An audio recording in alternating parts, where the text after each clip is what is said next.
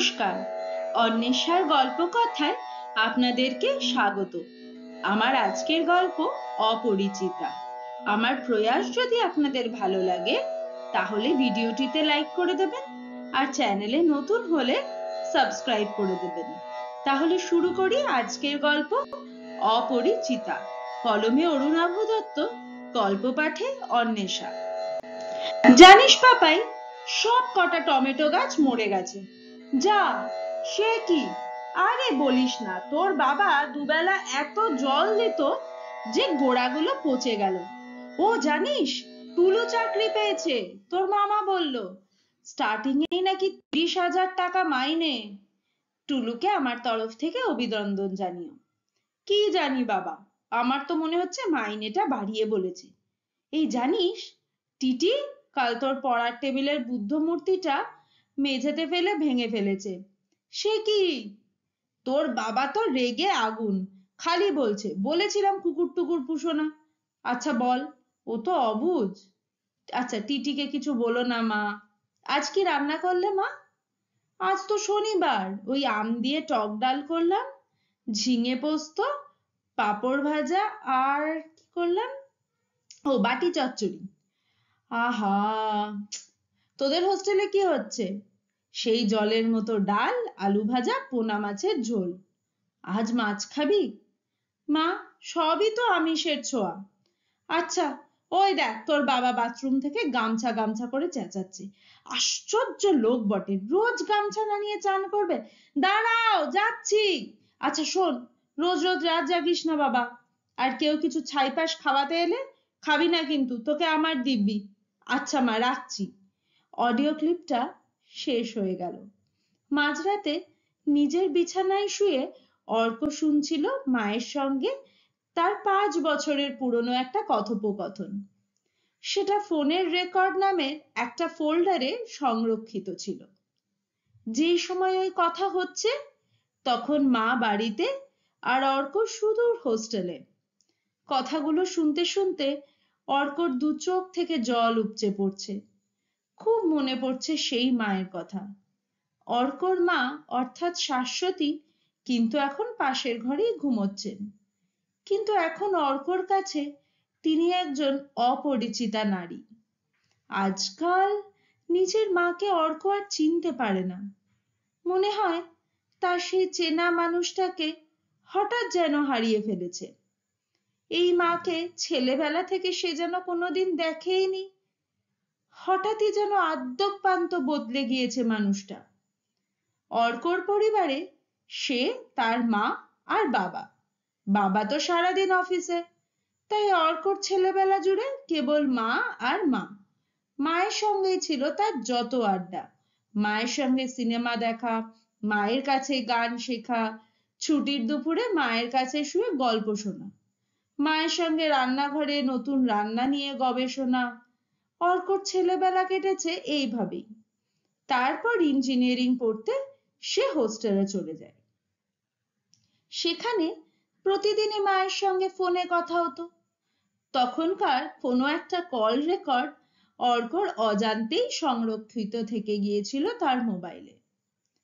সেই রেকর্ডটা শুনতে শুনতে অর্ক শুধুই ভাবছিল, কোথায় গেল আমার সেই মা? অবশ্য শাশ্বতীর মুখ থেকে যে কথাটা শুনে অর্কর প্রথম মনে হয়েছিল যে ওর মা বদলে গিয়েছে, সেই কথাটা অর্ক আগেও অনেকবার মায়ের মুখে শুনেছে, তবে অন্যভাবে। যেমন ছেলেবেলায় অর্ক দুষ্টুমি করলে মা বলতেন, কখনো দুঘায় বসিয়েও দিতেন। তারপর অর্ক যখন কৈশোরের গণ্ডি পেরিয়ে যাচ্ছে, তখন সে মায়ের মুখে শুনতে পেত নতুন একটা কথা। তখন অর্কর কোনো কাজ বা কথা শাশ্বতীর অপছন্দ হলে তিনি হামেশাই অর্ককে বলতেন, মায়ের ওপর জুলুম করে নাও, মা সহ্য করবে, বউ করবে না। সচরাচর কথাটা পুরুষানুক্রমে সব ছেলেই তাদের মায়ের মুখ থেকে শুনে থাকে। অর্করও কথাটা শুনে শুনে গা সওয়া হয়ে গেছিল। কখনো কথাটা শুনে অর্ক আদর করে শাশ্বতীর গাল টিপে দিত। অর্কর বাবা শুধু বলতেন, আগে ছেলেটাকে নিজের পায়ে দাঁড়াতে দাও, এখন থেকে তো বিয়ে বিয়ে করো না তো। শাশ্বতী বলতেন, বাহ, একদিন তো বিয়ে করবেই, তখন বুঝবে। এরপর অর্ক ইঞ্জিনিয়ারিং পাশ করে একটা ভালো চাকরি পেল। অর্পিতার সঙ্গে পরিচয় হলো, প্রেমও হলো। একদিন শাশ্বতীর সঙ্গে অর্পিতার পরিচয় করালো। দেখে শুনে শাশ্বতী তো খুব খুশি। অর্ক জানালো, মা সবে চাকরি পেয়েছি, একটু গুছিয়ে নিয়ে অর্পিতাকে বিয়ে করব। অর্কর মনে আছে ঠিক ওই সময় থেকেই শাশ্বতীর পরিবর্তনটা এসেছিল। একদিন হয়তো অর্পিতার সঙ্গে ফোনে গল্প করতে করতে অর্কর খেতে বসতে দেরি হচ্ছে, এই দেখে শাশ্বতী তাড়া দিচ্ছেন। অর্ক এলে উনি বললেন, খেয়ে নিয়ে তো যত রাজ্যের গল্প করতে পারিস। সরি মা, প্রতিদিন সেই একই কথা তোর। কি খেলে, কি পড়লে, কখন ঘুমালে, এসব খেয়ে নিয়ে করলে তো আমার খাবার আগলে বসে থাকতে হয় না। অর্ক তখন বিরক্ত হয়ে উত্তর দিল, বললাম তো সরি। তাছাড়া একদিন 10 মিনিট দেরি করে খেতে বসলে কি এমন মহাভারত অশুদ্ধ হবে শুনি? বাবা, আগে তো খেতে দিতে ওই 10 মিনিট দেরি হলে চিৎকার করে বাড়ি মাথায় করতিস, এখন কি করে খিদে সহ্য করে আছিস? বললে তো অনেকবার, এবার শান্তিতে খেতে দাও। গলা উঁচু করে বেশ রাগত স্বরেই কথাগুলো বলে ফেলল অর্ক। তখনই শাশ্বতীর মুখে বেরিয়ে আসে সম্পূর্ণ নতুন কথা, নতুন সুরে, বাবা এখনই এত গায়ে লাগছে তোর? এরপর বউ এলে তো মা দু চোখের বিষ হয়ে যাবে রে। সেই ছিল সূত্রপাত। এরপর মায়ের মুখ থেকে এই জাতীয় কথা অনেকবার শুনেছে অর্ক। শুনেছে আর ভেবেছে যে মায়ের এই কথা আর কৈশোরের সেই কথার মধ্যে বিস্তর ফারাক। মা সহ্য করবে, বউ করবে না। এই কথাগুলোর মধ্যে রাগের সঙ্গে মিষ্টতাও ছিল।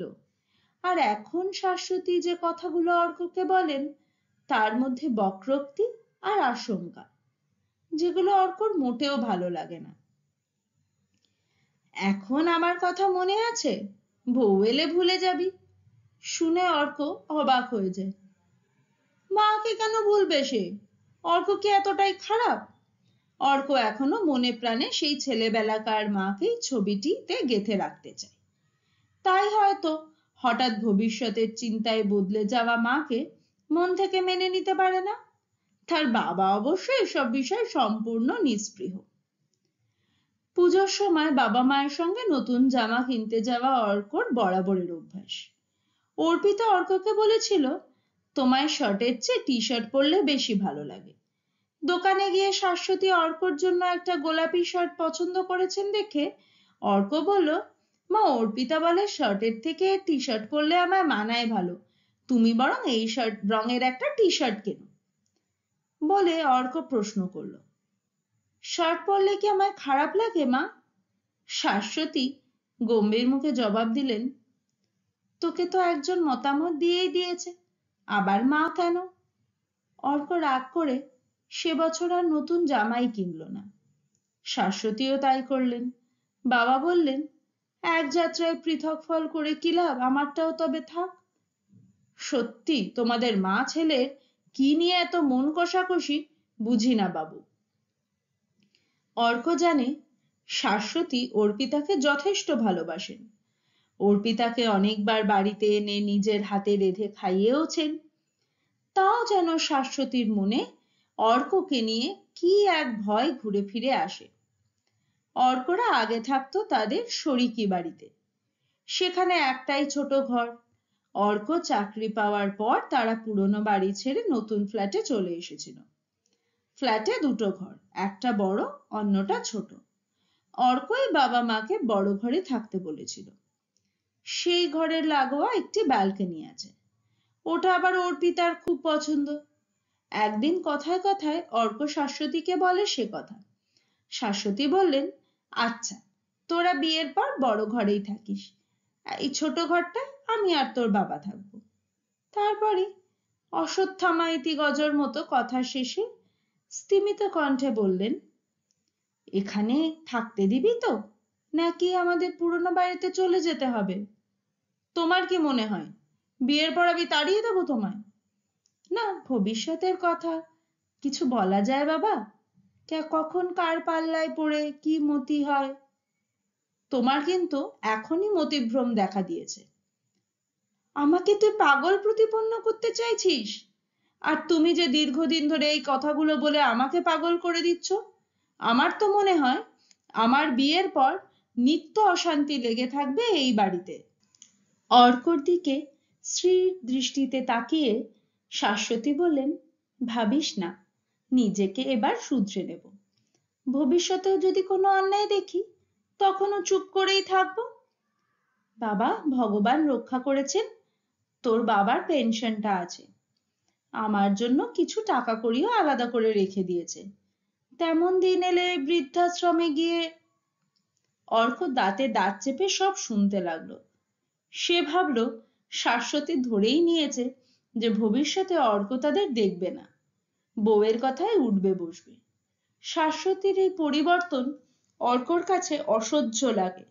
এখন সে শাশ্বতীর সঙ্গে বিশেষ কোনো কথাই বলে না, মুখ বুজে খেয়ে অফিস যায়, সন্ধ্যায় ফিরে নিজের ঘরে এসে কাজ নিয়ে বসে থাকে। এইভাবে দিনে দিনে মা ভীষণ অপরিচিতা হয়ে ওঠে অর্কর কাছে। তবে সেই রাতে একটা ম্যাজিক ঘটে গেল। শাশ্বতী সেই পুরনো গলার কথাগুলো শুনতে শুনতে ছোটবেলার ঘটনাগুলো অর্কর স্মৃতিতে ভাসতে লাগলো সুগন্ধের মতো। বহু কালের বদ্ধ ঘরে এক ঝলক টাটকা বাতাসের মতো সুখের স্মৃতিগুলো অর্কর মন ভালো করে দিল।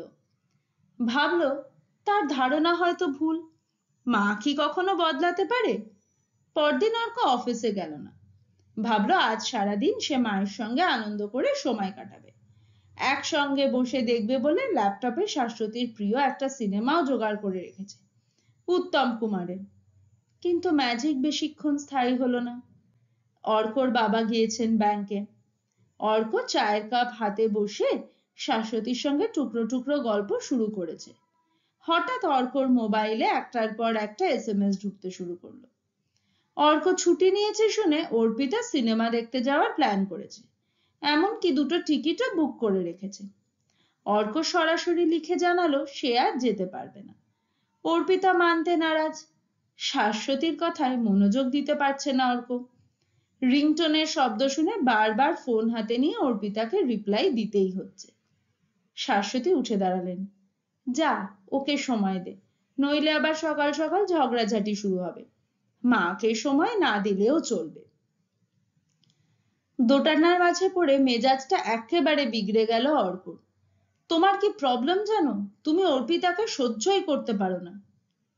সেই জন্যই তো ঠিক করেছি তোদের বিয়ের পর আমি আর তোর বাবা আমাদের পুরনো বাড়িতে গিয়ে থাকবো। তোরা কি করলি না করলি দেখতেও আসবো না। মায়ের তরফ থেকে কোনো অশান্তি হবে বলে আশঙ্কা করিস না। দ্রুত পদক্ষেপে তিনি রান্নাঘরে চলে গেলেন। অর্কও মাথা গরম করে বেরিয়ে গেল। কয়েক মাস আগে হেড অফিস থেকে অর্কর জন্য খুব ভালো একটা অফার এসেছিল। কোম্পানি ওকে 5 বছরের জন্য জার্মানিতে ট্রান্সফার করতে চায়। অর্ক সময় চেয়েছিল, কিন্তু এখন সে অফারটা লুফে নিল। ঠিক করলো অর্পিতাকেও জার্মানি নিয়ে যাবে। শাশ্বতীকে এই ব্যাপারে বিন্দু বিসর্গ জানালো না। মায়ের জন্য বিন্দু বিসর্গ কষ্টও হলো না। খারাপ লাগলো শুধু বাবার কথা ভেবে। একদিন রাতে অফিস থেকে ফিরে অর্ক জানালো যে পরদিন সে অফিসের কাজে কয়েক মাসের জন্য বেঙ্গালুরু চলে যাচ্ছে। শাশ্বতী শুধু বললেন, কাল চলে যাবি আর আজ জানাচ্ছিস? অর্ক সে কথার কোনো উত্তর দেয় না, চুপ করে থাকে। পরের দিন রাত্রে ফ্লাইট। এদিকে সকাল থেকে শুরু হয়েছে তুমুল ঝড় বৃষ্টি। বেলা গড়ানোর সঙ্গে সঙ্গে পাল্লা দিয়ে বাড়ছে ঝোড়ো হাওয়ার দাপট। অর্পিতা অর্ককে বারবার বলেছিল তাড়াতাড়ি এয়ারপোর্টে পৌঁছাতে, তাই সন্ধে হওয়ার আগেই বেরিয়েছে অর্ক। প্রচন্ড দুর্যোগ মাথায় নিয়ে ট্যাক্সি ছুটছে। বেরোনোর আগে সে সংক্ষেপে একটা চিঠি লিখে এসেছে। অর্কর মনে পড়েছে সেই চিঠির শেষাংশগুলোর কথাগুলো। মা, কয়েক মাস নয়, আবার 5 বছর পর আমাদের দেখা হবে। তোমার সংসার তোমারই রইল, কিছুই আমি নিইনি। শুধু একটাই আফসোস রয়ে গেল, যাওয়ার আগে তোমাকে আর খুঁজে পেলাম না। মায়ের থেকে আরো দূরে চলে যাচ্ছে অর্ক। কিছুক্ষণ বাদে তার কাছে এই দেশ হয়ে যাবে বিদেশ। মাথাটা প্রচন্ড দপদপ করছে। গাড়ির সিটে হেলান দিয়ে চোখ বুজতেই অর্কর হঠাৎ মনে পড়ে গেল এমনই এক দুর্যোগের দিনের কথা। তখন অর্কর বয়স 10। এক মধ্যরাত্রে চারদিকে ঝড় বৃষ্টিতে লণ্ডভণ্ড হয়ে যাচ্ছে। ঘরের বিছানায় অর্ক পড়ে আছে জ্বর নিয়ে। থার্মোমিটারের পারদ 103 ডিগ্রি ছুঁই ছুঁই। জ্বরের ঘোরে অর্ক প্রায় অচেতন। বাবা তখন অফিসের কাজে বাইরে। দুর্যোগের জন্য বাইরে বেরোনোরও উপায় নেই। শাশ্বতী একলাটি হতবুদ্ধি হয়ে অর্কর শিয়রের কাছে বসে আছে। রুমাল ভিজিয়ে অর্কর কপালে দিচ্ছেন বারবার। হাওয়া করছেন হাত পাখা নেড়ে। ভয়ে ভাবনায় মুখ বিবর্ণ। কেঁদে কেঁদে দু চোখ লাল। মায়ের সেই বিবর্ণ মুখ আজও ভোলেনি অর্ক। অর্ক সোজা হয়ে বসল। এতক্ষণে বোধহয় শাশ্বতী চিঠিখানা পড়ে ফেলেছেন। অর্কর চোখের সামনে ভাসছে শাশ্বতীর সেই ভয়ার্থ মুখখানা। মনে পড়ে যাচ্ছে জ্বরের ঘোরে তার সেই আকুল আহ্বান, মা তুমি কোথায়? মা, এই তো বাবা তোর কাছেই আছি। শাশ্বতী বুকে আগলে ধরেছেন অর্ককে। ট্যাক্সিতে বসে অর্কর মনে হয় যেন নদীর একটা কূল হঠাৎ ধসে পড়ছে। অর্কর ভিতরটা খাঁ খাঁ করে ওঠে।